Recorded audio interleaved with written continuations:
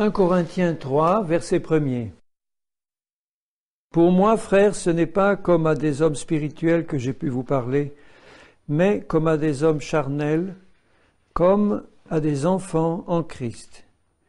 Je vous ai donné du lait, non de la nourriture solide, car vous ne pouviez pas la supporter et vous ne le pouvez pas même à présent parce que vous êtes encore charnels.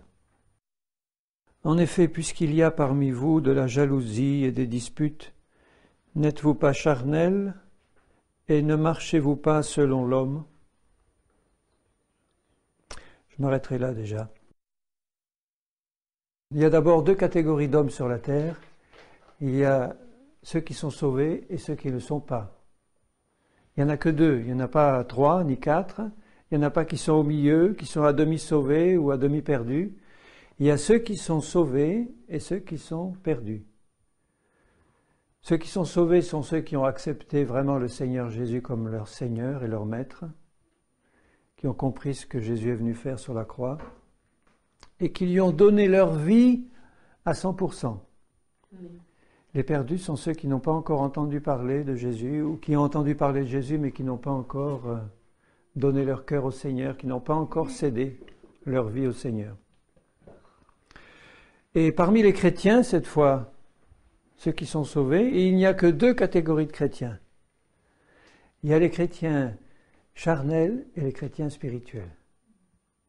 Alors les spirituels, ce ne sont pas ceux qui se mettent sur leur tour d'ivoire et qui font de la théologie. Non, les chrétiens spirituels, ce sont simplement des chrétiens tout simples qui marchent par l'Esprit du Seigneur.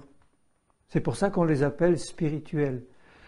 Ça ne veut pas dire qu'ils ont atteint la perfection, ça ne veut pas dire qu'il n'y a plus de croissance possible dans leur vie. Ça veut dire qu'ils sont conduits par le Saint-Esprit. Ils entendent la voix du Seigneur, ils comprennent sa parole en esprit et en vérité, et ils marchent avec Jésus, conduits par l'Esprit. Il y a les chrétiens charnels. Les chrétiens charnels, comme leur nom l'indique, ils sont conduits par la chair, c'est-à-dire par eux-mêmes. Ils ont fait ce pas avec Jésus, ils ont donné leur vie au Seigneur, ils ont reçu le salut. Mais, Paul le dit, ce sont encore des enfants en Christ. C'est beau un petit enfant de 6 mois ou d'1 an, c'est merveilleux, c'est mignon. Mais si votre petit enfant d'1 an, vous le reprenez 1 an après et qu'il n'a pas changé, là vous commencez à vous dire, là il y a quelque chose de pas normal. Et puis si 2 ans après, on le voit toujours, même taille, même allure, là on dit, là il doit être sérieusement malade. Il y a quelque chose qui ne va pas du tout. Parce que le propre d'un petit enfant, quand tout va bien, c'est grandir pour arriver à l'état adulte. Donc sur le plan du Seigneur, c'est pareil. Quand on vient au Seigneur, on vient comme des petits enfants, une petite brebis qui naît à la vie spirituelle et elle a besoin qu'il y en ait qui s'occupent d'elle. C'est le Seigneur qui s'occupe de chacun de nous. Mais quand une brebis arrive dans le troupeau du Seigneur, le Seigneur a prévu qu'elle soit entourée par des brebis qui ont un peu plus de connaissance du Seigneur pour l'aider dans ses premiers pas. Mais le but du Seigneur, c'est de faire grandir cette brebis pour qu'elle ne soit plus un enfant, pour qu'elle puisse établir un contact personnel avec Jésus, pour que ce soit l'Esprit du Seigneur seul qui la dirige et qu'il n'y ait plus d'autre intermédiaire entre Dieu et elle que Jésus-Christ.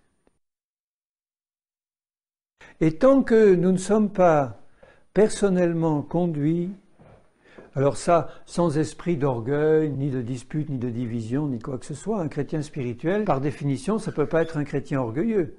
Ça ne peut pas être un chrétien disputeur, un chrétien qui fait sa secte ou qui est rebelle. S'il est disputeur, rebelle et qui fait son mouvement ou sa secte, il est encore charnel, il est encore un petit enfant.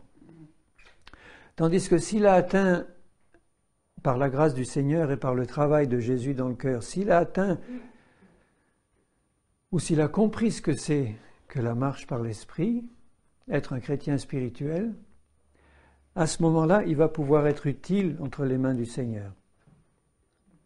Un petit enfant, c'est mignon, mais ça ne peut pas s'occuper des autres. Il faut qu'on s'occupe de lui en permanence. Un petit enfant a toujours besoin de quelqu'un pour lui donner sa nourriture, pour l'aider, pour le faire marcher, pour le conduire. Un petit enfant ne peut pas vivre s'il y a quelqu'un qui ne s'occupe pas de lui. Un adulte en Christ, c'est quelqu'un qui a reçu du Seigneur de quoi donner aux autres. Un chrétien charnel ne peut pas s'occuper des autres. Il faut constamment qu'on s'occupe de lui. Parce qu'un chrétien charnel est encore un enfant en Christ. Il a besoin qu'on lui donne la cuillerée, de la nourriture mâchée, une nourriture qui est encore du lait, qui est nécessaire à un enfant, mais le lait normalement fait grandir l'enfant. Alors la question que j'aimerais vous poser ce soir, c'est est-ce que vous êtes un chrétien charnel ou un chrétien spirituel ? La plupart des chrétiens charnels ne se rendent pas compte qu'ils sont charnels. Un chrétien qui est vraiment spirituel, il sait qu'il est spirituel et ça ne touche pas son orgueil puisqu'il est spirituel. Un chrétien spirituel, c'est celui qui est passé par la croix, qui a compris que le moi de la chair doit être mis à mort pour que l'Esprit du Seigneur nous dirige. Comment est-ce que vous voulez que l'Esprit du Seigneur dirige quelqu'un qui est encore dirigé par sa chair? Il va y avoir un conflit là. Et comme le Saint-Esprit n'est pas un esprit qui nous saisit comme les médiums sont saisis par leur mauvais esprit et qui sont poussés par un esprit alors qu'ils n'ont plus de contrôle, le Saint-Esprit n'agit pas du tout comme ça. Le Saint-Esprit nous parle par la parole du Seigneur et par la voix de l'Esprit de Dieu en nous, qui est toujours confirmée par la parole. Et le Saint-Esprit veut nous conduire avec une collaboration volontaire de notre part pour que, ensemble avec Dieu, on avance dans l'obéissance complète, mais libre. Donc un enfant en Christ, un chrétien charnel, c'est quelqu'un qui n'est pas libre.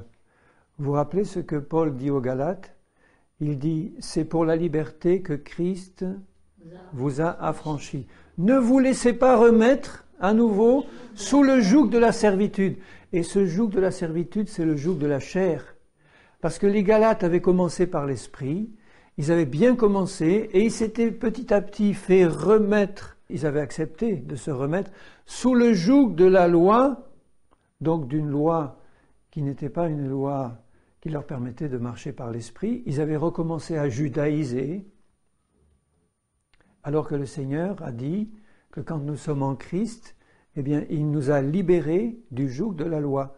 Il a inscrit sa loi dans nos cœurs et il nous demande de marcher par une obéissance volontaire à sa loi et à être conduit par l'Esprit du Seigneur dans la liberté. Là où est l'Esprit du Seigneur, là est la liberté.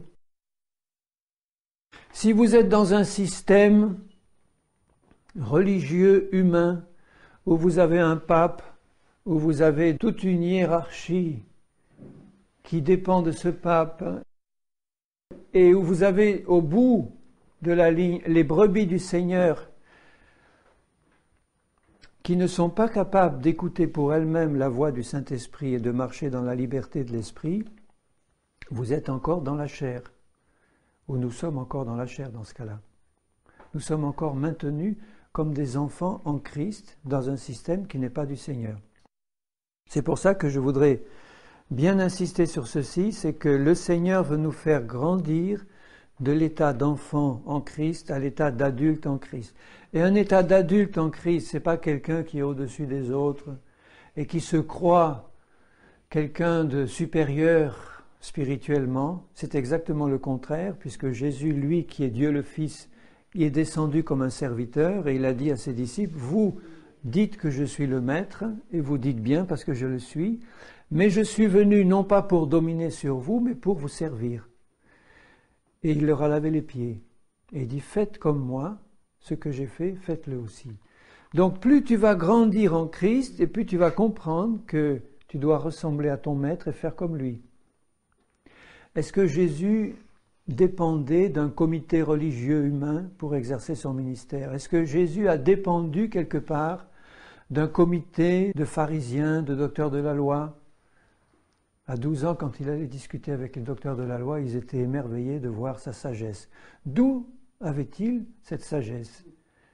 du fait évidemment qu'il était Dieu incarné dans un corps d'homme, mais comme il a été parfaitement homme, c'est-à-dire qu'il a grandi comme un petit homme, et en grandissant, il a établi ce contact spirituel avec son Père qui lui a permis de marcher par l'Esprit dans une parfaite obéissance au Père, sans aucun autre intermédiaire entre Dieu, son Père et lui. Alors il ne s'agit pas de pousser l'esprit de rébellion, et je ne suis pas en train de faire de vous des rebelles qui doivent s'affranchir de tout ministère humain. Parce que quand nous sommes spirituels, justement, on sait écouter ce qui nous parle de la part du Seigneur.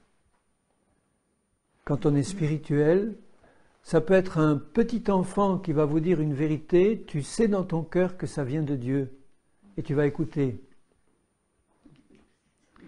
Ça peut être quelqu'un qui n'est jamais passé par une école de théologie, qui n'est ni pasteur, ni apôtre, ni prophète, ni docteur, ni quoi que ce soit, mais qui est en contact avec le Seigneur par son esprit, et parce qu'il est en contact avec le Seigneur, quand il va te parler, il va te donner quelque chose. Et toi, dans ton cœur, parce que tu as le Saint-Esprit en toi, tu vas reconnaître que ça vient de Dieu, ce qui t'est dit là. Et tu vas considérer ce qui t'est dit, et tu vas t'incliner devant cette parole, parce que tu sais qu'elle vient de Dieu. Donc vous voyez que c'est important qu'on puisse nous-mêmes établir un contact personnel avec Dieu pour pouvoir discerner ça. Si quelqu'un vient vers toi en disant « moi je suis prophète » ou apôtre, Paul disait « moi je suis apôtre », et il l'était, il n'avait aucune honte à le dire « moi apôtre ». Mais quand Paul arrivait avec une vérité qui vient de Dieu et qu'il la disait aux autres, il ne la disait pas en tant que chef d'un système religieux où les autres devaient se soumettre et obéir parce qu'ils avaient devant eux le grand patron. Il disait quelque chose parce que Jésus-Christ lui avait dit, et ceux qui l'écoutaient, qui étaient des brebis du Seigneur, reconnaissaient la voix de Jésus dans ce qui leur était dit. Et c'était ce que Paul voulait faire dans leur vie. Il voulait leur dire, vous êtes des bébés en Christ, mais je vous ai donné du lait, parce que je ne vais pas vous donner de la viande si vous êtes des bébés, mais le lait doit vous permettre de grandir pour que vous puissiez recevoir la viande plus tard. Et être vous-même des grands, des adultes en Christ, qui ne dépendaient plus d'aucun homme, mais qui dépendaient seulement du Seigneur, et qui dépendaient de votre relation les uns avec les autres dans le corps de Christ. Ce n'est pas dépendre des hommes, ça c'est dépendre du Seigneur et de la relation dans le corps de Christ, où il nous permet de voir notre place et de voir comment travailler avec nos frères et nos sœurs. Donc un enfant en Christ, un chrétien charnel, c'est d'abord un chrétien qui n'a pas les moyens de pouvoir s'occuper des autres parce qu'il a toujours besoin que quelqu'un s'occupe de lui. Et si c'est nécessaire au début de la vie chrétienne, eh bien très vite le plan du Seigneur, c'est de nous faire grandir pour qu'on puisse dépendre du Seigneur seul. Et nous engager dans une relation de communion avec Jésus qui nous permet de marcher avec lui par une direction personnelle directe du Seigneur. Et comme le Seigneur connaît nos besoins, quand nous sommes des chrétiens spirituels, il va mettre sur notre route ses envoyés à lui, et nous allons comprendre que ce sont des hommes et des femmes de Dieu qui sont envoyés par Dieu pour nous dire quelque chose. Ça va se faire conduit par le Seigneur. On n'aura pas eu besoin de la permission du pasteur X ou du pasteur Y ou de l'apôtre un tel. On a simplement besoin d'une correcte relation avec le Seigneur et d'une soumission complète à sa volonté, qu'elle nous vienne directement par la voix du Seigneur ou par sa parole, ou qu'elle nous vienne par la voix d'un autre homme ou d'une autre femme qui nous parle de la part de Dieu. C'est ça que ça veut dire, soumettez-vous les uns aux autres dans la crainte de Christ. Donc je le répète, quand Dieu envoie des ministères qui soient apôtres, prophètes, évangélistes, pasteurs et docteurs, ces hommes-là qui ont reçu un ministère du Seigneur n'ont qu'un seul but, c'est de permettre à des enfants en Christ de devenir adultes en Christ.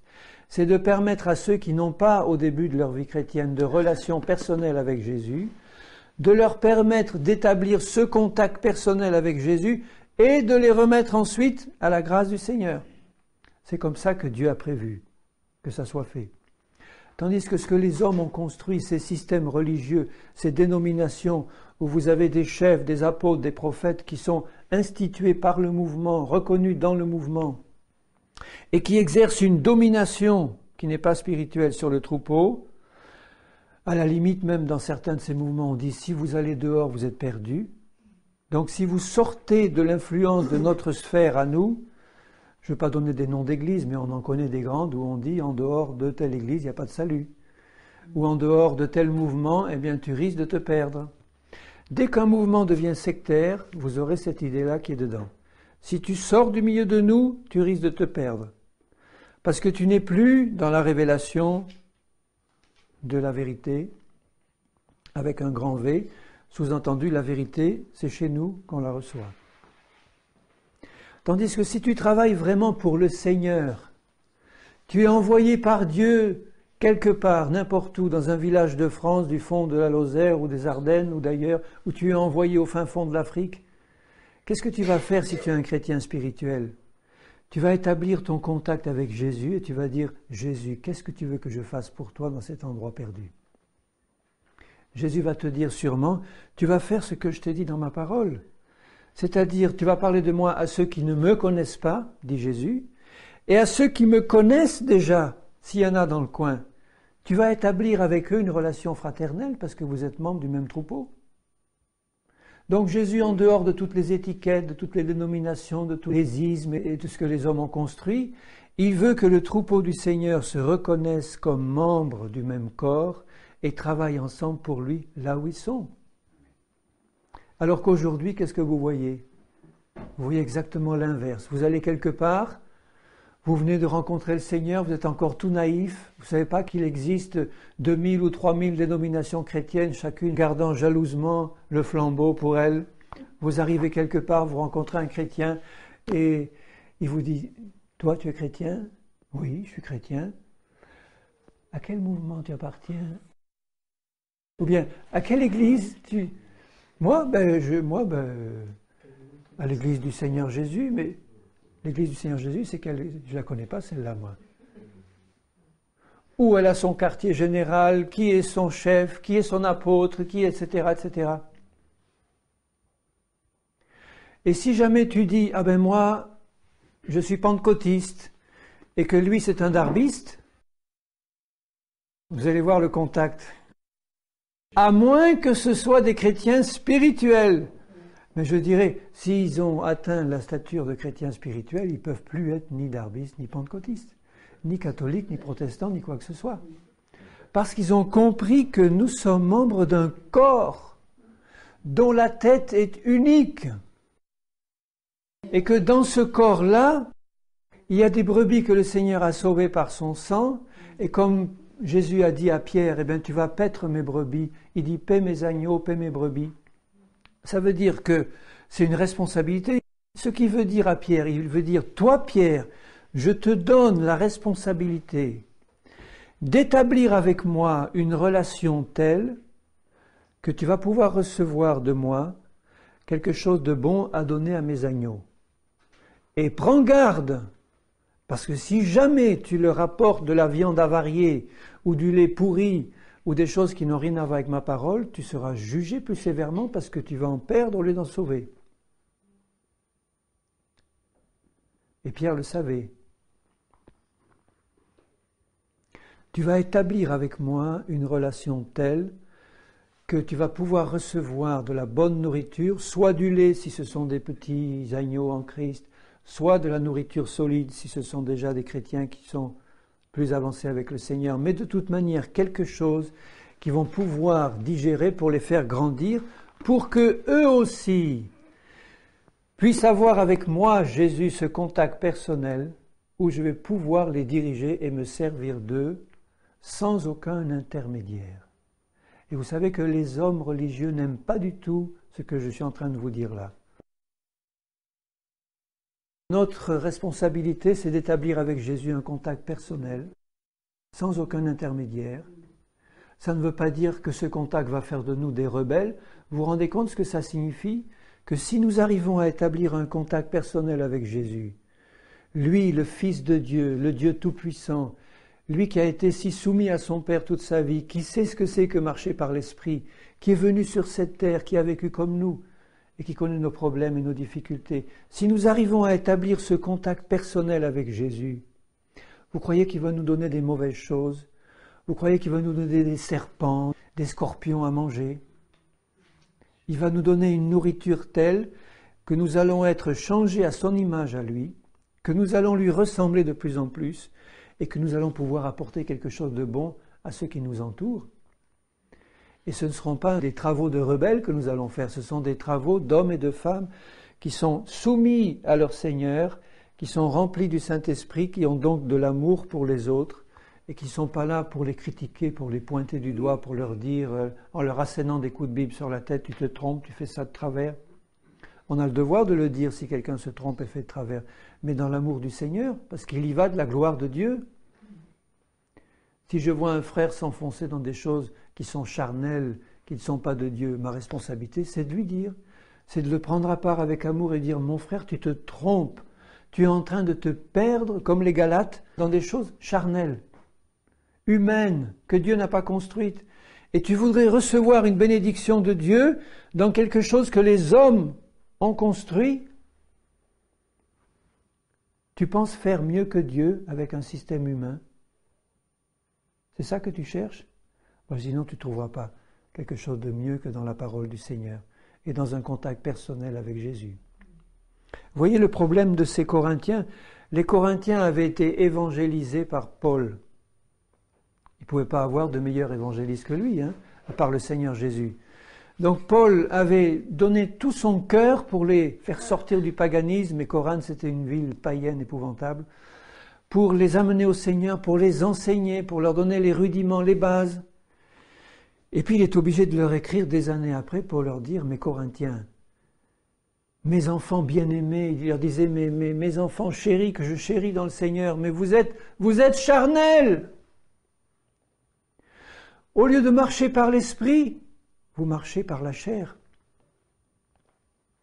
Il ne met pas en cause son propre ministère, parce qu'il n'était pas en cause. Il ne leur dit pas « Oh, c'est que je me suis mal pris, certainement, ou bien je vous ai parlé de travers, ou j'ai pas su vous apporter. » Pas du tout. Prenez l'exemple des 12 apôtres, appelés par Jésus, formés pendant 3 ans par Jésus, 3 ans et demi. Ils en étaient encore le jour de la scène, c'est-à-dire quelques heures avant la crucifixion de Jésus. Après 3 ans et demi de formation par le Seigneur lui-même, ils en étaient encore en train de se dire, mais qui est le plus grand parmi nous, et qui va être le plus grand, et qui va être le chef? Ce n'était pas la faute de Jésus qui leur avait donné un mauvais enseignement. C'était eux qui avaient un cœur endurci. Ils n'étaient pas passés par la Pentecôte encore. Et vous voyez le changement qui s'est passé quand ils ont reçu un vrai baptême du Saint-Esprit. Donc nous pouvons être formés par Jésus lui-même, mais c'est le ministère de Jésus associé au ministère du Saint-Esprit. Jésus, quand il formait ses apôtres, ne pouvait pas bénéficier du ministère du Saint-Esprit comme il peut le faire maintenant parce que la Pentecôte est arrivée après. Avant, il y avait un travail du Seigneur Jésus lui-même qui s'adressait à des hommes qu'il avait sortis de ce système religieux pour commencer à leur enseigner les rudiments et leur montrer qui il était, leur montrer ce qu'ils devaient faire. Ces hommes étaient restés charnels. Ensuite, il s'est passé quelque chose de fondamental, la croix. Et pour tous ceux qui attendaient que Jésus soit le sauveur au sens humain, le roi d'Israël qui viendrait rétablir le trône d'Israël, etc., c'est ça qu'ils attendaient. Ils attendaient une bonne place dans le royaume d'Israël, avec un roi formidable qu'ils aimaient beaucoup, qu'ils voulaient voir sur le trône d'Israël. Et qu'est-ce qu'ils voient? Ils voient un homme qu'on prend, qui ne se défend pas, qui ne fait rien du tout, qui n'ouvre pas la bouche, qu'on flagelle, on lui met une couronne d'épines, on le flagelle, on le cloue sur une croix, et puis il meurt. Et Pierre qui disait, mais Seigneur, si tous t'abandonnent, moi je ne t'abandonnerai pas. Il est le premier à l'abandonner, et quand une simple servante lui dit, mais toi tu n'étais pas avec ce Jésus de Nazareth, le Nazaréen, il jure par 3 fois avec imprécation, disant non, je ne connais pas cet homme. Et quand Jésus le regarde simplement en passant enchaîné, il pleure amèrement. C'était le début de sa mort. Et quand Jésus est mort, mettez-vous à la place de ses 12 et tous ses disciples. Autour de la croix, qui y avait? Quelques femmes, Jean. Tous les autres s'étaient enfuis par peur des représailles ou de la mort.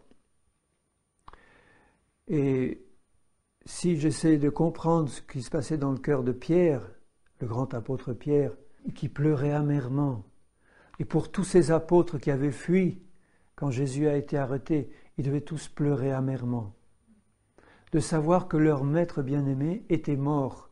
Il leur avait dit, dans 3 jours, je ressusciterai. Pas un n'y croyait. Parce que 3 jours après, ils auraient été tous là devant le tombeau en disant, on attend. Pas un n'y croyait. Il leur avait dit plusieurs fois, je ressusciterai. Ils ne savaient même pas ce que ça voulait dire. Ils ne comprenaient pas, et puis ça dépassait leur entendement. Ils avaient bien vu Lazare ressusciter, mais enfin bon, Jésus était là, c'est lui qui l'avait ressuscité, mais Jésus est mort maintenant. Il est mort. Donc tous ces apôtres, ils sont vraiment passés par une mort véritable quand ils ont vu leur Seigneur mourir sur la croix. Pour eux, tout leur système humain qu'ils avaient construit s'écroulait complètement. Tout le système qu'ils avaient en tête de ce royaume merveilleux, etc., un système humain, s'est écroulé complètement. Il ne restait plus rien. Leur Seigneur était mort. Ils ne croyaient même plus à la résurrection. Et Pierre, il finit par dire aux autres, bon, ben retournons faire notre métier. Allez, on va à la pêche. Ils en étaient là, complètement réduits à zéro. Mais il fallait qu'ils passent par là, parce que c'était pour eux une mort nécessaire de voir tout leur système humain et charnel tomber à terre complètement, pour que pendant 3 jours, ils puissent, j'allais dire, bien ruminer leur mort complète, pour que tout leur système s'écroule complètement et qu'ils perdent toute confiance en eux et en la chair. Déjà là, ils commençaient à être préparés à quelque chose de sérieux.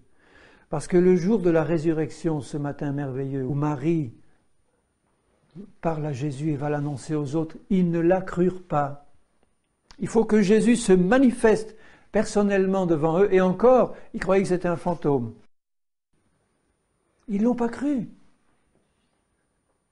vous rendez compte à quel point la couche d'incrédulité peut être forte, peut être épaisse, sur des cœurs d'hommes qui avaient marché et vécu avec Jésus personnellement pendant 3 ans et demi, jour et nuit. Vous voyez combien la couche de l'incrédulité peut être forte encore dans les cœurs de beaucoup de chrétiens qui sont enfoncés dans leur système humain tout en croyant servir Jésus, et qui ne sont pas encore passés par cette mort-là, pour pouvoir connaître après la vraie vie avec Jésus, une vie de résurrection. Quand Jésus est ressuscité, qu'ils l'ont vu, qu'ils ont su que c'était lui, qu'ils ont touché les trous de ses mains, de son côté, c'est lui. Mais vous imaginez ce qui peut se passer dans leur tête? Il est vivant. C'est celui-là que nous servons, nous. Un Jésus qui n'est pas un Dieu mort, c'est lui le chef de l'Église. Le chef unique. Et il ne laissera usurper sa place par personne. Si les hommes usurpent sa place, leur système s'écroulera, et bientôt. Parce que bientôt le Seigneur va revenir sur les nuées pour emporter les siens à sa rencontre, et tout ce que les hommes ont construit sera consumé par le feu de sa bouche. Donc nous avons intérêt à marcher par l'Esprit, bien-aimés, dès maintenant, à sortir de tout ce qui est humain. Parce que le jour de la résurrection, pour eux aussi, ça a été une résurrection. Ils ont dit, mais il était mort, tout ce qu'on avait espéré faire, c'était complètement tombé à l'eau, il ne reste plus rien, et maintenant, il revit, mais qu'est-ce qu'il va faire maintenant? Qu'est-ce qu'il va faire? Maintenant, on va s'attendre à quelque chose de lui de différent à ce qu'on croyait avant, qui était charnel, qui était humain. Il va maintenant nous révéler des choses auxquelles on va commencer à croire vraiment, parce qu'on a vu sa mort et sa résurrection, et nous y sommes passés avec lui. Et quand Jésus leur dit maintenant, vous allez attendre ce que je vais vous envoyer d'en haut, le Saint-Esprit qui va venir sur vous, qui va vous remplir et qui sera en permanence avec vous, et je serai avec vous tous les jours jusqu'à la fin du monde. Je suis avec vous, mais il sera en vous. Qu'est-ce qu'ils ont fait? Ils ont attendu, ils ont prié et ils l'ont reçu. Et à partir du moment où ils l'ont reçu, tout ce que Jésus avait pu leur dire auparavant, qui était encore resté coincé quelque part et qui n'avait pas pu produire du fruit, tout ça s'est éclairé. La parole est devenue vivante dans leur cœur par le Saint-Esprit parce qu'ils étaient remplis de l'Esprit du Seigneur, de l'Esprit de Jésus, du Seigneur lui-même. Jésus leur avait dit avant le dernier repas, « Je vous enverrai le Saint-Esprit et nous ferons notre demeure chez vous, en vous. » Jésus n'était pas en eux avant la Pentecôte. Il était à côté d'eux, il leur parlait. Mais ce qui s'est passé d'extraordinaire le jour de la Pentecôte, c'est que quand ils ont reçu vraiment ce Saint-Esprit en eux, qui les a bouleversés, qui les a changés complètement, ils ont pu expérimenter quelque chose de merveilleux. C'est-à-dire que maintenant, ils allaient pouvoir être tous les jours et partout avec Jésus personnellement. Ce qu'ils ne pouvaient pas faire avant. Avant, ils étaient obligés de marcher physiquement avec Jésus. Parfois, Jésus allait de l'autre côté du lac, il les laissait tout seuls. Et puis, ils devaient se débrouiller, apparemment sans Jésus. Parfois, Jésus était à gauche, à droite, ils essayaient de le suivre. Mais maintenant, il y avait quelque chose de différent. Par la présence du Saint-Esprit en eux, le Père, Jésus le Fils et le Saint-Esprit habitaient en permanence en eux.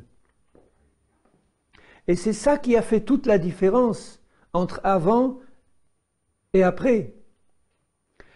C'est qu'avant, ils n'avaient pas la présence du Seigneur en permanence avec eux, maintenant ils l'avaient. Et vous savez, un chrétien qui sait et qui a en lui la présence permanente, partout où il va, du matin au soir, du Seigneur Jésus, de l'Esprit du Dieu vivant, est-ce que vous ne pensez pas qu'il peut être dirigé personnellement par ce Seigneur, d'une manière intime et personnelle, sans avoir besoin de l'apôtre suprême ou du pasteur untel qui est là en tant qu'intermédiaire entre Dieu et lui? J'ai rencontré des chrétiens qui me disaient, moi, j'ai un pasteur qui est très spirituel. Il me transmet la pensée du Seigneur. Ma première question, ça a été immédiate, ah bon? Qu'est-ce qui se passe si jamais ton pasteur déraille un jour? Il n'avait jamais réfléchi à cette possibilité. Jamais. Il faisait une confiance aveugle, à loin du Seigneur qui leur transmettait, en tant qu'intermédiaire, donc, la pensée de Dieu, que lui seul avait, bien sûr. Quelle tragédie! Et ils étaient maintenus dans cet état d'enfant spirituel, alors que Jésus était là, prêt à les guider personnellement, comme il est prêt à guider l'ensemble du corps harmonieusement. Quand Jésus dirige une réunion, si Jésus est vraiment présent dans le cœur de chacun, et si chacun écoute bien sa voix et sait la reconnaître, tout va se passer merveilleusement. Là où il y a des problèmes, c'est quand il y en a qui ne sont pas vraiment dirigés par le Seigneur, qui suivent l'impulsion de leur chair, un d'un côté, « Ah, moi je suis d'Apollos, moi je suis de Paul, moi je suis de Céphas, moi je suis de Christ. » Mais il le disait dans un sens de dispute aussi. Et c'est là qu'il se produit des problèmes. Parce que si on était tous dirigés vraiment par le Seigneur, est-ce que vous pensez qu'il y aurait ces problèmes innommables qu'on peut voir dans l'Église de Jésus, ces divisions, ces sectes? En effet, puisqu'il y a parmi vous de la jalousie, au verset 3, des disputes, n'êtes-vous pas charnels et ne marchez-vous pas selon l'homme? Quand l'un dit « moi je suis de Paul » et un autre « moi d'Apollos », n'êtes-vous pas des hommes? Vous vous rendez compte qu'il y a des mouvements dits chrétiens où quand on baptise les gens, on leur dit qu'ils sont baptisés dans l'esprit du fondateur du mouvement. parce que c'était le grand homme de Dieu qui avait créé ce mouvement-là, et qui était vraiment un apôtre, vraiment du Seigneur. On leur dit, bien sûr, on te baptise au nom du Père, du Fils et du Saint-Esprit, mais il faut que tu saches que puisque Dieu a envoyé ce grand apôtre, un tel X ou Y qui était là et qui a dirigé ce mouvement dans la vérité, eh bien, tout en étant baptisé dans le Père, le Fils et le Saint-Esprit, il faut que tu saches que c'est l'Esprit de Dieu par l'Esprit de ce grand apôtre qui va maintenant te diriger. Et vous pensez que ça peut mener à quelque chose de bien? Ça mène à la ruine. C'est pour ça qu'il leur dit. L'apôtre Paul, il aurait pu dire quand même, bon, Apollos, les autres sont des grands serviteurs de Dieu, mais enfin moi, j'ai été directement appelé par Jésus, j'ai vu Jésus, j'ai une mission. Donc quand il y en a qui disent, moi je suis de Paul, bon, ça ne me gêne pas parce que je vous amène vraiment la parole du Seigneur. Il leur dit pas ça. Il leur dit, au verset 5, « Qu'est-ce donc qu'Apollos et qu'est-ce que Paul? Des serviteurs par le moyen desquels vous avez cru, selon que le Seigneur l'a donné à chacun. Moi j'ai planté, Apollos a arrosé, mais c'est Dieu qui a fait grandir, qui a fait croître. En sorte que ce n'est pas celui qui plante qui est quelque chose, ni celui qui arrose. C'est pas Paul qui est quelque chose, c'est pas Apollos ou quiconque. C'est Dieu qui fait grandir les brebis et qui les amène à la maturité et qui peut se servir de Paul, d'Apollos ou de n'importe quel autre qui savent qu'ils ne sont que des serviteurs entre les mains du Seigneur et qui vont trembler à la pensée de pouvoir faire quelque chose en leur propre nom et pas au nom du Seigneur Jésus.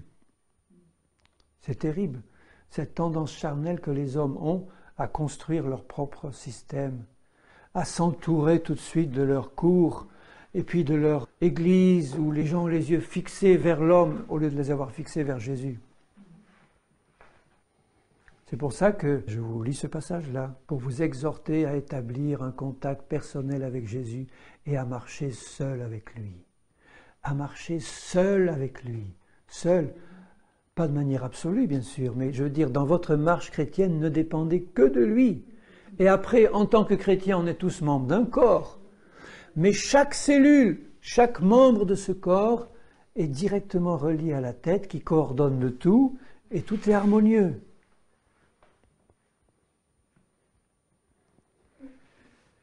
Il y a une chose dont j'ai horreur, c'est de sentir des chrétiens commencer à s'attacher à moi en tant que serviteur de Dieu en disant celui-là, il enseigne bien, ah oui, il a de beaux messages, etc.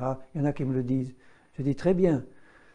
Bon, très bien. Écoute-les, mets-les en pratique, mais cesse de regarder à Henri, regarde à Jésus. Amen. Il y en a un qui m'a écrit un jour, je vous le dis parce que j'en ris, il m'a écrit il n'y a pas longtemps une lettre de 15 pages en disant « Vous êtes le prophète des derniers temps, patati patala ». Je lui ai répondu une courte lettre, quelques phrases, je dis « Mon cher frère, cesse de regarder à Henri et regarde à Jésus ». Et vous savez ce qu'il a fait? Il a répondu un mois après en m'envoyant une lettre encore de 12 pages. Donc vous voyez que ce n'est pas le fait de dire simplement les choses qui fait devenir les gens spirituels. Vous aurez pu écouter des beaux messages tous les vendredis ou tous les mardis pendant des années sans grandir d'un pouce. Attention à ce que je vous dis là. Si vous venez ici et que vous voulez écouter des beaux messages pour vous farcir l'intellect et puis après être rempli de belles choses, ben vous allez déchanter un jour. Tandis que si vous venez comme des brebis qui aimaient entendre la parole du Seigneur et qui la recevaient soit comme du lait, soit comme de la viande, parce que vous la prenez pour grandir, parce que tout de suite après vous allez établir votre contact avec Jésus en disant « Mais enfin Jésus, puisque c'est ta parole que nous avons reçue, c'est celle-là qui va nous faire grandir et c'est toi qui vas me faire croître. C'est pas Henri, c'est pas Apollos, c'est personne. C'est Jésus qui va te faire croître. » Mais pourtant, Paul avait reçu de Dieu un vrai ministère d'apôtre, et il le disait, et il le savait. Moi, j'ai reçu un ministère d'enseignement, je le dis, je le sais, mais je ne m'en glorifie pas, c'est un don de Dieu. Donc, ce que je suis capable de faire, c'est-à-dire vous apporter la parole, c'est uniquement pour vous permettre de grandir et d'établir ce contact personnel avec Christ. Mais écoutez bien ce que je vais vous dire là. Écoutez bien, c'est important. Pour pouvoir le faire, il faut que vous soyez des chrétiens spirituels. si vous êtes des chrétiens charnels, vous pouvez venir tous les vendredis ici. L'enseignement ne vous servira à rien. Vous allez vous farcir l'intellect, la tête de belles choses, mais ça ne vous changera en rien. Alors ça vaut la peine de réfléchir un peu sur ce que je viens de vous dire, parce que peut-être que vous pensez que pour passer de l'état de chrétien charnel à celui de chrétien spirituel, il faut une certaine évolution avec un enseignement qui nous permet de croître et de grandir pour passer de l'état de chrétien charnel à chrétien. Non! Si c'est ça, vous vous trompez. Vous pouvez passer en un instant de l'état de chrétien charnel à l'état de chrétien spirituel. En un instant. Quand vous avez compris que votre moi personnel ne vaut rien, que vous êtes arrivé au bout de vous-même, que vous avez vu les échecs, les problèmes que ça vous a causé de suivre les hommes ou de suivre votre moi personnel, et que vous arrivez brisé aux pieds de Jésus en disant « Seigneur, maintenant j'ai compris. J'ai passé tant d'années à suivre ou des hommes ou mon propre moi. Je vois où ça m'a amené. Maintenant, Seigneur, je veux vraiment que tu te révèles à moi. Je veux vraiment que tu m'ouvres l'intelligence. Je veux vraiment devenir un chrétien ou une chrétienne spirituelle pour être conduit directement par toi, par ton esprit et par ta parole en esprit et en vérité. » Et ça, Jésus peut le faire en un instant. Et à partir du moment où vous avez cette attitude spirituelle, où vous êtes humblement devant Jésus en ne dépendant que de lui, mais humblement, pas moi je, mais humblement, à ce moment-là, vous allez être conduit d'une manière merveilleuse par Jésus, parce que les brebis du Seigneur entendront sa voix. Et vous allez pouvoir grandir. Un chrétien charnel qui grandit, il va devenir de plus en plus charnel. Il va grandir dans la chair. C'est comme ça qu'on a construit la papauté ou ces systèmes religieux. C'est parce que ça a commencé par un petit bout de chair et on a laissé la chair grandir et c'est devenu un énorme système charnel humain.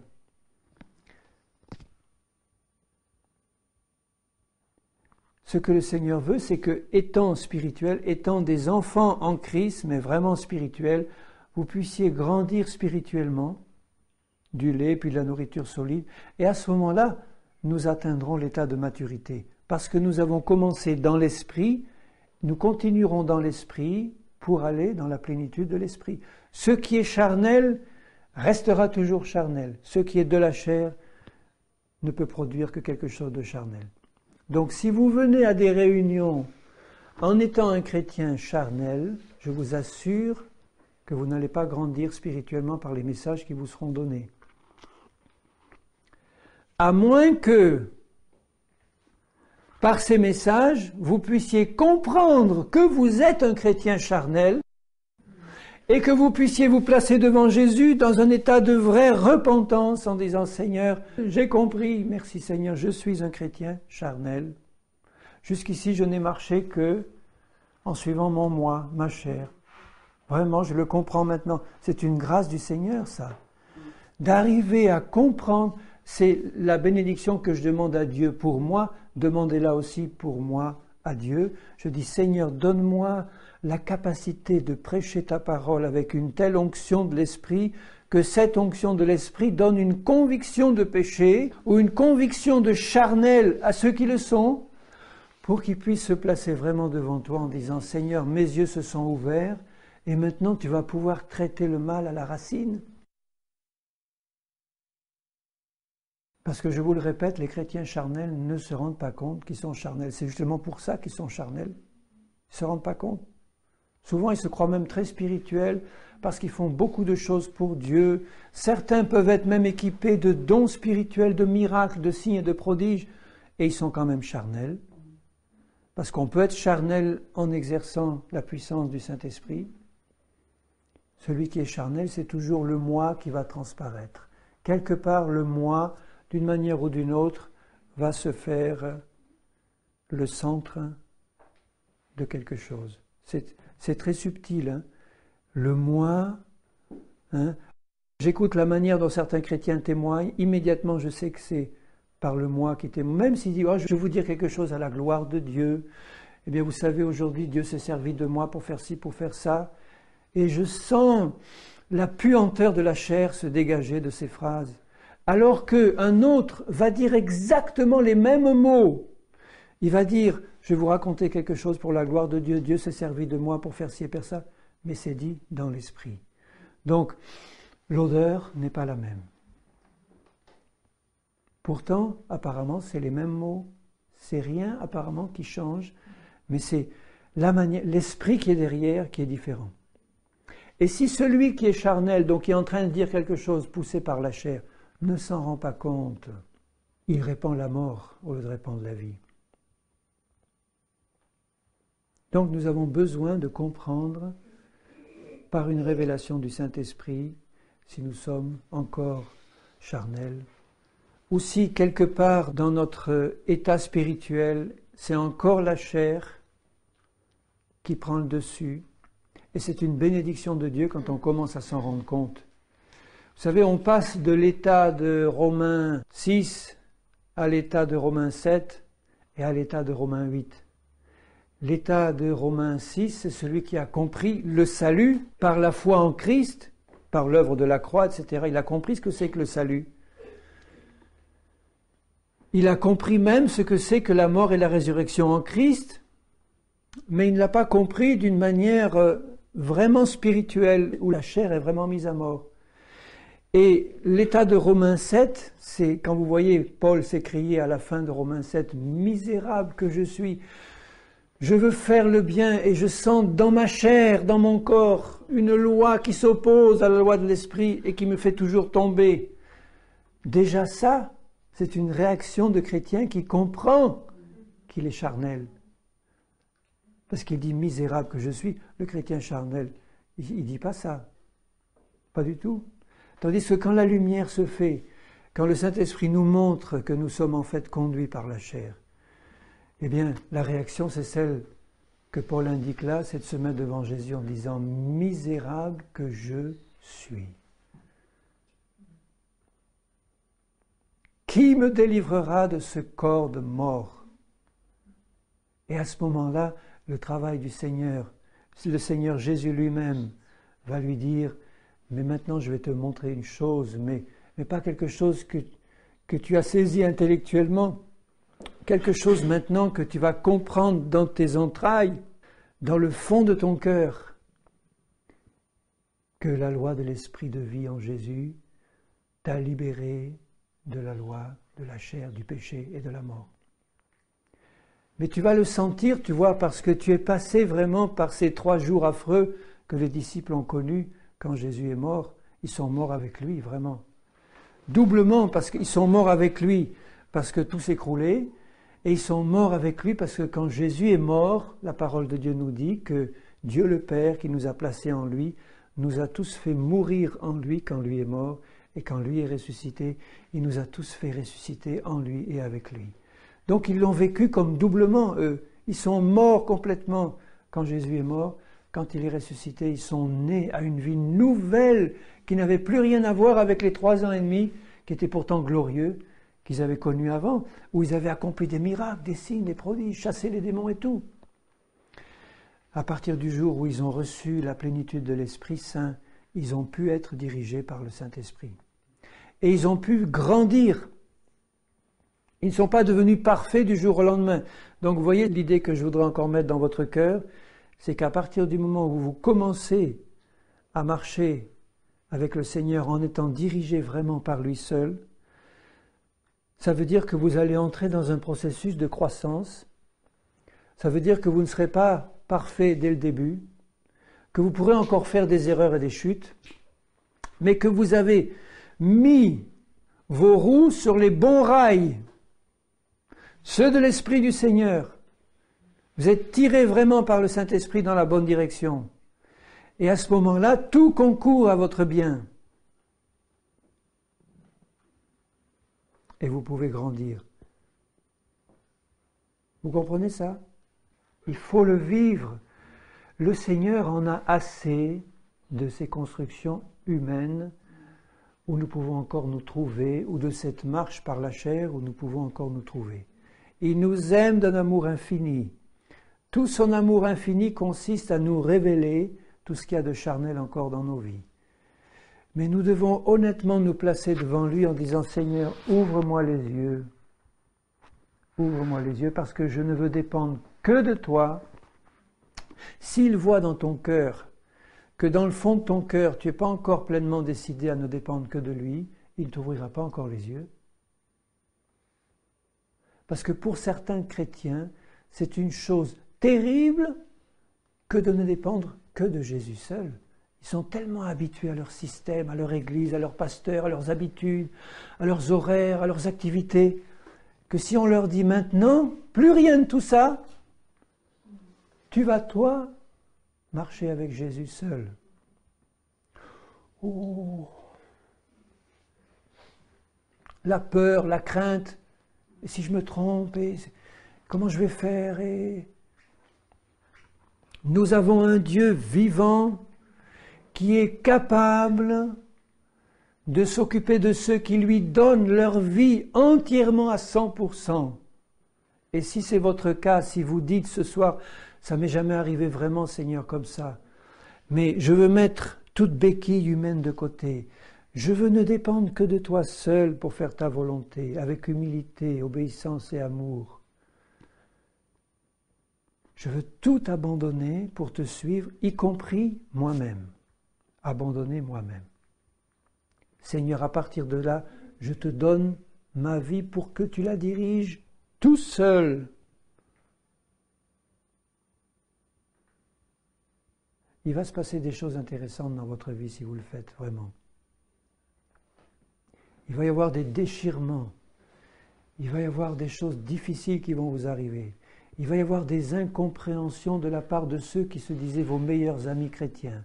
Ils ne vont pas comprendre du tout comment tu as pu devenir si dévoyé, si rebelle. Donc tu vas être persécuté, tu vas être incompris. Mais Jésus sera avec toi et tu seras avec Jésus. Il va te faire grandir, il va te faire mûrir, il va te faire arriver à l'état d'homme fait en Christ, parce que le monde en a besoin de ces hommes et des femmes faits en Christ. De cette Église du Seigneur qui est faite en Christ, le monde en a besoin. Le monde en a assez de voir nos divisions, nos sectes. Quand un païen se convertit et puis que j'ose pas l'amener dans mon Église parce que j'y vois telle ou telle chose, ou bien que si je l'amène, il va voir des choses qui sont bizarres et qui sont pas celles. Si je l'amène à côté, ben ça sera pas pareil. Et si je l'amène chez les pentecôtistes, ils vont lui dire ça. Et puis si je l'amène chez un tel, je dis mais alors Seigneur, alors, qu'est-ce qu'il faut que je fasse? Jésus va dire, dégage-toi de tout ça. Dégage-toi. Amène-le à Jésus et apprends-lui au plus vite à dépendre de Jésus seul. Tu vas l'aider parce que c'est un petit nourrisson au début. Tu vas l'aider. Bon, tu ne vas pas le laisser tomber. Tu vas lui mettre au moins un chrétien mûr à côté pour s'occuper de lui, ou toi. Mais tu vas lui apprendre vite à grandir en Christ pour qu'il ne dépende que de lui. Et comme Jésus, c'est son plan, Jésus va pouvoir se manifester beaucoup plus vite à cette personne-là. Parce qu'il n'y a rien d'autre entre lui et Jésus. Rien. Si tu es là pour l'aider, toi, tu n'es pas là en tant qu'intermédiaire, tu es là en tant que ministère envoyé par Christ. Au verset 14 de ce chapitre 3, il est écrit « Si l'œuvre bâtie par quelqu'un sur ce fondement, c'est-à-dire Jésus-Christ, subsiste, il recevra une récompense. Si l'œuvre de quelqu'un est consumée par le feu de Dieu, il perdra sa récompense. Pour lui, il sera sauvé, mais comme au travers du feu. » Ça veut dire que tu peux bâtir certainement sur le fondement de Jésus. Toutes les églises chrétiennes, je parle des églises évangéliques, enfin qui sont vraiment évangéliques, toutes les églises chrétiennes qui sont vraiment dans l'évangile, elles prétendent bâtir sur Jésus, le vrai Jésus-Christ. Mais à partir de là, avec quoi elles bâtissent et qu'est-ce qu'elles sont en train de bâtir? Et ce que Jésus dit dans ce passage, il dit si elles bâtissent avec des matériaux spirituels, c'est-à-dire par l'Esprit du Seigneur et avec sa parole seule, avec de l'or, des pierres précieuses, de l'argent, enfin des matériaux qui viennent du ciel, quand le feu de Dieu va venir sur cette œuvre, elle tiendra. Tout ce que tu auras construit avec des matériaux qui viennent d'en haut, tiendra. Tandis que si tu commences à bâtir par la chair, avec du bois, du foin, eh bien le feu du Seigneur va venir et tout sera consumé. Tu perdras tout. Alors imaginez des gens qui ont vécu pendant 30, 40 ans dans leur église, leur dénomination, leur système, pour bâtir, même jusqu'au bout du monde, une dénomination puissante, avec des églises partout, en Amérique, en Chine, en Japon, partout, tout évidemment rattaché au même système. Eh bien, le jour où le Seigneur va souffler de son feu tout-puissant, tout sera liquidé. Alors moi, je me mets à la place de ceux qui ont travaillé pendant tant d'années, 30, 40, 50 ans quelquefois, pour construire un système qui va être détruit par le feu d'en haut. Vous ne croyez pas qu'ils auraient eu mieux fait de passer leur temps à construire quelque chose qui dure? Parce que si on construit quelque chose par la chair, tous ceux qui vont être là au bénéfice de cette construction ou dans cette construction, pendant ce temps-là, ils ne sont pas instruits dans les choses du Seigneur. On va les instruire dans des choses charnelles et eux aussi vont perdre leur récompense. Ils seront sauvés au travers du feu, mais ils auront tout perdu. Or moi, je ne veux pas perdre ma vie, je veux dire perdre les activités de ma vie pour les voir consumées un jour par le feu de Dieu, et Dieu me dire, mais tu n'as bâti qu'avec du foin et du chaume, tu as bâti avec ta propre chair, avec des préceptes humains, ou des doctrines de démons, puisqu'il se sert de la chair. Ne savez-vous pas que vous êtes le temple de Dieu, verset 16, et que l'Esprit de Dieu habite en vous? Si quelqu'un détruit le temple de Dieu, Dieu le détruira. Car le temple de Dieu est saint, et c'est ce que vous êtes. Il veut dire par là que si nous sommes en train de bâtir quelque chose avec des matériaux qui ne sont pas de Dieu, en fait, nous faisons un travail de destructeur. Nous sommes en train de détruire le temple de Dieu. Le temple de Dieu ne peut être bâti que avec des matériaux spirituels. Et ma vie chrétienne ne peut être bâtie que avec des matériaux spirituels. Donc si nous sommes des chrétiens charnels, nous détruisons le temple de Dieu. Nous sommes en train de le détruire. Je parle des chrétiens qui persévèrent dans une vie charnelle, alors qu'ils auraient eu le temps de grandir. Je ne parle pas des jeunes bébés en Christ qui viennent de se convertir, qui sont charnels parce qu'ils sont encore enfants en Christ. Mais quelqu'un qui a 5, 10, 15, 20 ans de conversion et qui en est encore en train de marcher par la chair, il est en train de détruire le temple du Seigneur. Et c'est la raison pour laquelle j'attache tellement d'importance à vous exhorter à établir ce contact personnel avec Jésus, pour dépendre de lui seul, recevoir de lui son esprit, l'explication de sa parole, recevoir la confirmation, recevoir la capacité de juger et de comprendre ce qui se passe quand quelqu'un est devant vous en train de parler, de pouvoir avoir au fond de votre cœur le Saint-Esprit qui vous dit « ça c'est faux ». Il est en train de bâtir avec du chaume celui-là. Je vais poser une autre question. Si demain, vous saviez que vous deviez être tout seul dans un endroit complètement isolé pendant un certain temps et que c'était bien la volonté de Dieu que vous deviez y aller, comment vous réagiriez? En disant, bon, demain, Dieu t'envoie dans un endroit où tu vas être tout seul comme chrétien, complètement isolé. Je veux dire, pas de chrétien, pas de communion avec les autres, etc. Est-ce que vous envisageriez ça avec crainte, avec panique, ou avec une totale confiance et tranquille confiance que, puisque Dieu est avec vous là, puisque Jésus est avec vous là? Ce que je veux dire par là, c'est que nous devons envisager cette possibilité parce qu'elle va se produire pour la plupart d'entre nous.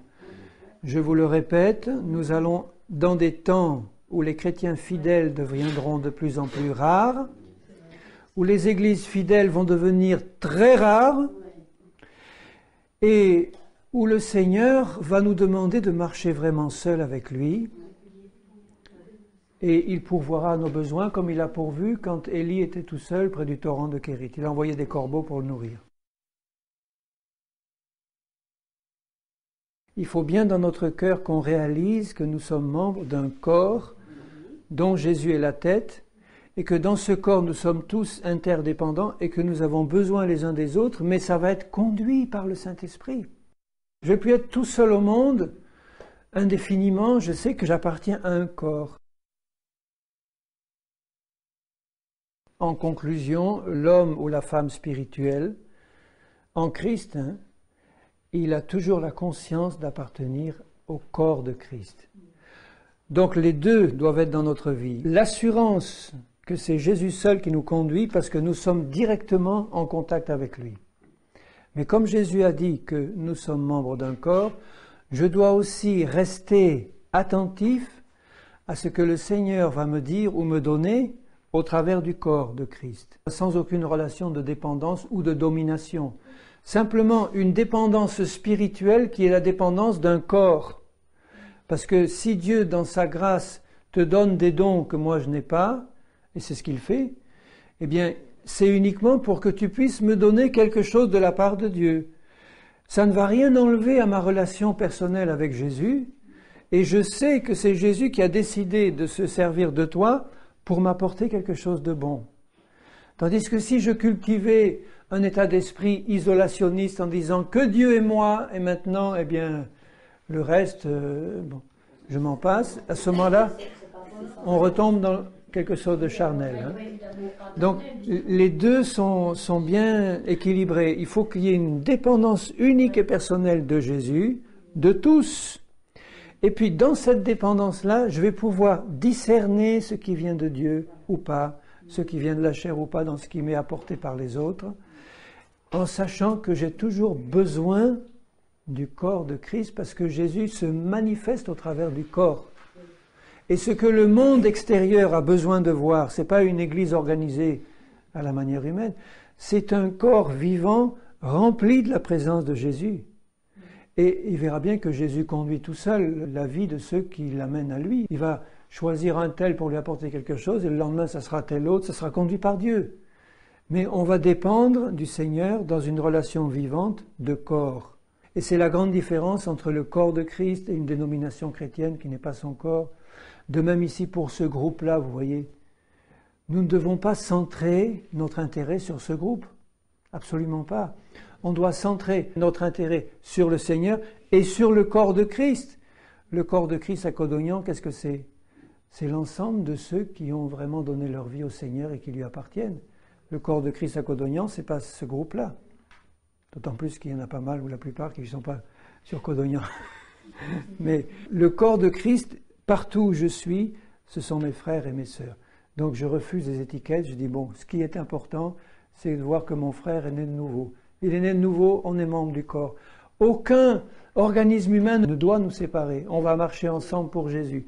Et là où on va être empêché de marcher ensemble de manière spirituelle, c'est justement quand il y a une emprise charnelle sur l'un ou sur l'autre, parce qu'on n'appartient pas à la même église, alors à ce moment-là, on ne peut plus marcher comme Dieu le voudrait. Seigneur, je veux te confier tes bien-aimés qui sont là et moi-même, avec la joie dans mon cœur, Seigneur, de savoir que tu as dit « Mes brebis entendront ma voix ». Aussi, je te prie que tu nous rendes tous vraiment capables d'écouter parfaitement ta voix et de marcher dans cette relation spirituelle avec toi. Seigneur, montre-nous dans nos vies tout ce qui est encore humain, tout ce qui est charnel. Ouvre nos yeux, Seigneur, pour que nous puissions voir comme toi et que nous puissions nous approcher encore plus près de toi, pour que tu ouvres notre œil spirituel, les yeux du cœur, que nous puissions comprendre ta parole en esprit et en vérité, que nous puissions te connaître et t'adorer en esprit et en vérité. C'est là ce que tu recherches, Seigneur, des adorateurs en esprit et en vérité, qui sont unis à toi dans un lien indissoluble et personnel et direct, et qui sont unis les uns aux autres par ton amour merveilleux. Seigneur, je veux te bénir pour ton corps, parce que tu as donné ta vie pour ton corps. Tu habites au milieu des tiens et tu te construis une maison spirituelle. Seigneur, Rends-nous entièrement libres de tout lien humain. Rends-nous capables de voir où s'exerce cette domination humaine, pour que seulement ton esprit puisse avoir un plein contrôle sur nous. C'est ma prière ce soir, mon Père, au nom de Jésus-Christ. Et je t'en remercie. Amen. Amen, Seigneur.